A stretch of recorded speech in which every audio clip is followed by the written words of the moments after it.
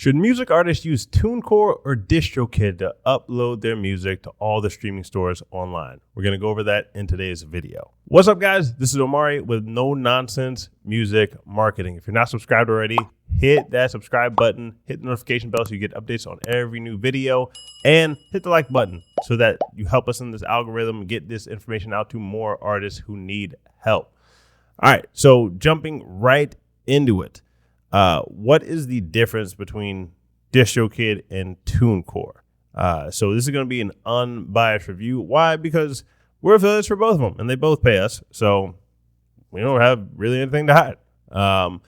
Whoever has the better service, or the pros and cons of each, we're just going to tell you both of them because we use both of them. So we will start with Tunecore because they have some updates with how they're distributing music. So both of them can get you on all the different streaming services, Spotify, Apple Music, Amazon Music, all of them. But Tunecore has come out with a new model. This is recently updated. So they have the professional service, the breakout artist, the rising artist, and the free tier. So they have these different tiers. Distrokid has different tiers too, which we'll go over next. But there is a free tier for Tunecore, whereas Distrokid does not have a free tier. In this free tier, you can have unlimited releases to all social platforms, YouTube official artist channel, Tunecore rewards masterclasses, and official sales reports. However, you're typically paying for the release. So you're getting, and when I say release, I mean to streaming services and whatnot. They're not uploading them to streaming services. I guess this means that they're giving you the access to like TikTok and Facebook, Instagram, and YouTube, but they take a 20% fee of that. So it's a way for them to, make some kickback by just helping you upload your music to social media, and they can get a kickback on that. So that's their free tier there.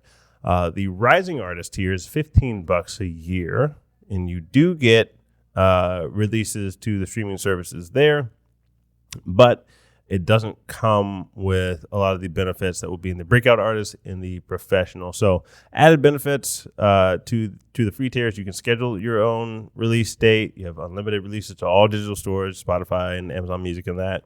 100% revenue from the digital stores, Spotify verified artist check mark, Apple Music for artist verification, and then they have a feature coming soon. They don't have it yet, but they will be competing with Distrokid and having artist revenue splits. So right now, one check for Distrokid, they do currently have, at the time of taping of this video, they have the artist revenue splits.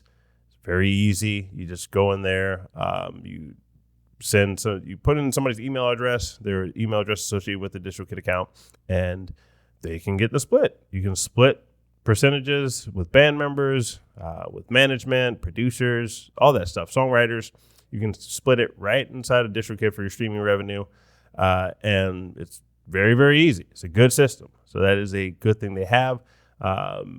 Tunecore has it on their feature section as of this recording that this is coming soon. They're working on this because they know that's a big feature in artists releasing music in the future. That's going to be an essential thing. Like, artists are going to want that. Record labels are going to want that, so they don't have to go and figure out all that out themselves. When you can just hit a button and get the splits, game changer. And then customer service response time will be a little bit faster with the rising artist tier. The breakout artists, the things that are added to that, customer service time down to 48 hours, and they have a store automator automatically at that level. So it's $30 a year. And the store automator just gets you into if there's like a new streaming service, they just automatically put you in that new streaming service without you having to pay an extra fee or whatever. And then you get daily trend reports, cover art creator, which could be nice, but there's honestly other tools that can make cover art pretty easily. If you're not artistically minded anyway, maybe you don't need to be making your own cover art. You should probably just pay somebody $5-10 to go do that. Go on Fiverr, go on Upwork or something, they're not going to charge you an arm and a leg for a cover art. It'll be like $5-10, and it'll be a good one for your album. And then the last tier we got here is the professional tier for Tunecore, $50 a year, and all the benefits that come under the breakout artist one, and the customer service response time that guaranteed within 24 business hours that you will be answered. But also, you get exclusive access to exclusive partnerships like Tidal, Twitch, and more, promotional opportunities. So I guess we'll have to see exactly what that means. For us, we'll probably sign up for the releases on both Tunecore and Distrokid, because we'll be releasing music for a bunch of different artists, and I'll explain why after we do the Distrokid one, that we will probably just use both. But the other benefits, you get a custom label name, pro panel and expert advice sessions, release level country restrictions. So if you only want to release in like the United States or a different country, you can do that. But it also says cost per additional artist profile is $15 for that professional tier. So I don't know if that means that every time you upload music for a different artist, that is that $15, like if you're a record label, or if it just means that if you want to have a totally separate artist profile under there for some of this, like the services, exclusive services that they have, whether it's $15. Wasn't exactly clear.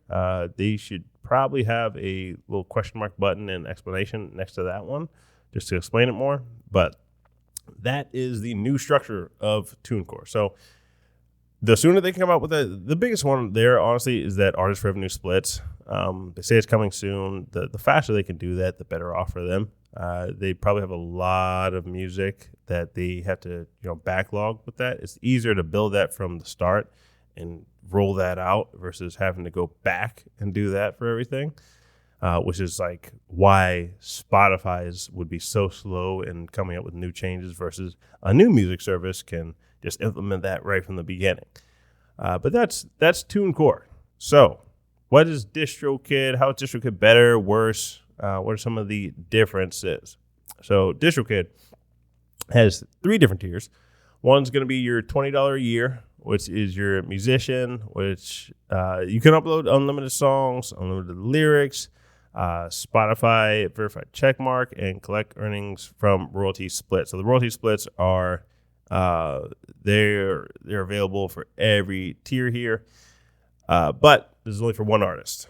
So you can't release music under different people. You have to be for one artist on there. So if your record label, not going to work out for you on the $20 a year tier. Next one up is going to be the Musician Plus, which is $36 a year, which is 2 artists. So if you're a very, very small record label, or you just want to split the cost with a buddy or something like that, you can have this tier. So everything from the musician tier, but you get sync lyrics and Instagram, daily streaming stats, customizable label name, customizable release dates, pre-order dates, iTunes pricing, ISRC codes, and that's for 2 artists or bands again. And then you have the label tier, which is $80 a year, 5 to 100 artists, and you get everything in the musician plan and the Musician Plus plan. But it's just for more artists. So it's up to 100 artists, $80 a year. Not a bad deal. Not a bad deal at all. And they already have these revenue splits built right in. So depending on what Tunecore means, though, by cost per additional artist profile, whether that's for like every single artist on there, if it means that whenever you upload new music for every artist, that is additional $15 per year, or just, I don't know if it's saying $15 for the first time. Again, they could be a lot more clear on this on their website. But obviously, if it's $15 every time you add new artists, probably making sense to go with Distrokid.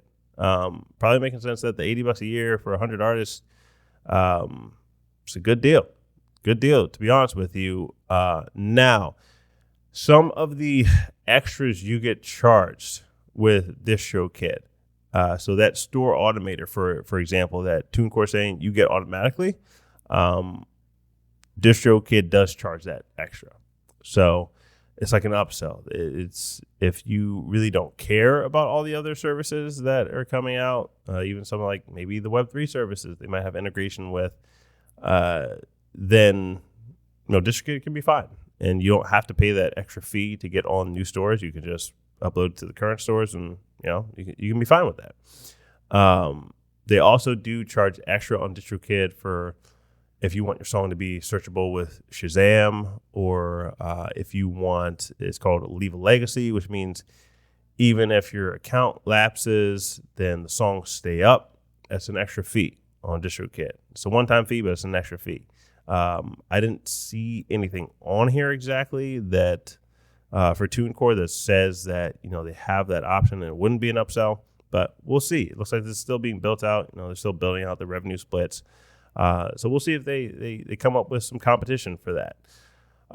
But just depending on who you are and what you're trying to do, if all you're trying to do is upload a bunch of music, and you want the store automator, you want the daily reports, cover art creator, and all that stuff, Tunecore might be a better option. Just depends what you're trying to do, because they are trying to beat them on price with the rising artist tier at $15 a year, as opposed to the $19.99 a year for Distrokid. A lot of the one-off artists, small indie artists, not a label or anything, it might get a lot of people. You're saving $5 a year, does the same thing. Why not? If it has the revenue splits, especially, why not? Why not do it? But for looking like just depending on what this means, it's cost per additional artist profile. If you're a label, it looks like right now Distrokid may have the better option, but we shall see. See in the future what happens with Distrokid and Tunecore. Again, full disclosure, we're affiliates for both of them. So whether you click the Distrokid link in the description or you click the Tunecore link in the description, whichever option is best for you, we're going to get affiliate income off of either of those. And why wouldn't you click those? Because we gave you the real information on both of them. We didn't try to sway you either way. So hit that link up if you're not signed up with either one of them. Now, the reason why I say we might have both of these is because with the Distrokid one, it's only up to 100 artists. So especially if Tunecore comes up with some new cool benefits that make sense. Tunecore also has music publishing, for example. So if they have those splits directly in there and they give you more opportunities in Distrokid, then yeah, we would have that. We would have both accounts, especially if you're dealing with a bunch of artists like we do and signing a lot of different singles and EPs and albums and promoting a bunch of different music. It just helps with the artists that they don't have to go sign for a Distrokid account. They can just stay with their Tunecore account or stay with the Distrokid account, and we can do the splits in there, and it just makes it easier for everybody that way. And neither of these are very expensive. Let's be honest, $50 a year or $80 a year for these top tiers. Not the most money in the world. Getting your distribution out there is very, very cost efficient these days. So with all that being said, hit the like button, hit that subscribe button, and leave us a comment in this if you can think of any other differences. We know you may have personally had a bad experience with either one of them, so feel free to leave that out. I'm sure you can find one-off examples in any music distributor where maybe you didn't have the best experience. So try to leave that bias out, and any objective things that you have, feel free to drop them in the comments, and we'll go in there and help you guys. Catch you on the next video.